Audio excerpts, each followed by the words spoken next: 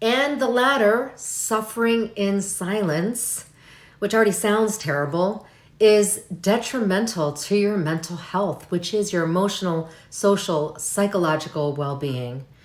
The biggest risk factor to building your resilience, your stress resilience, is repressing thoughts and suppressing emotions, aka suffering in silence.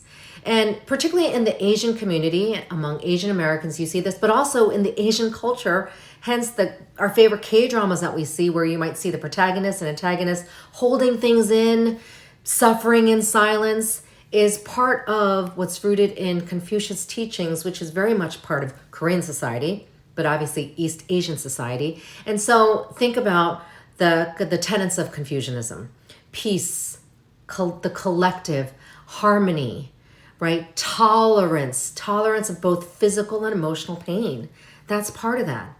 And then, of course, filial piety. Filial piety, the deep-rooted obligation to serve your family, filial, parents, elders, authority, all part of the Confucius principles, very much deep-rooted in Asian culture. So it's particularly hard for the Asian community to ask for help. And we see that all the time, but that's where it comes from. And also the taboo or the stigma surrounding that being seen as weak or not good enough, or you don't know what you're doing if you're asking for help. But on the flip side, the most protective factor to building your resilience, which is part of mental health, resilience is an everyday thing, but the protective factor is asking for help.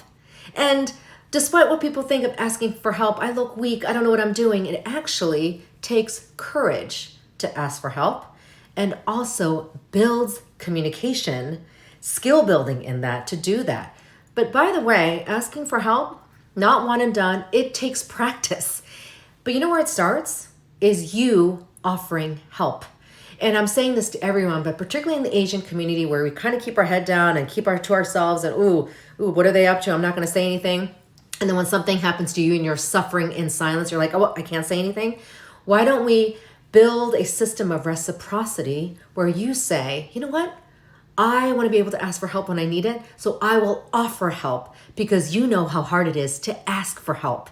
So why not do that and start that chain, right? Oh, how can I help you? Are you okay? Do you need help? It takes nunchi, which is reading the room, gauging other people's moods, knowing what's going on, sharp eye measure. It's a very Korean concept, but a concept I use a lot in my work in mental health. So I wanted to talk about that because that's the biggest thing I'm seeing. Asking for help versus suffering in silence. I hope you choose asking for help. It takes practice. It starts with you offering to help.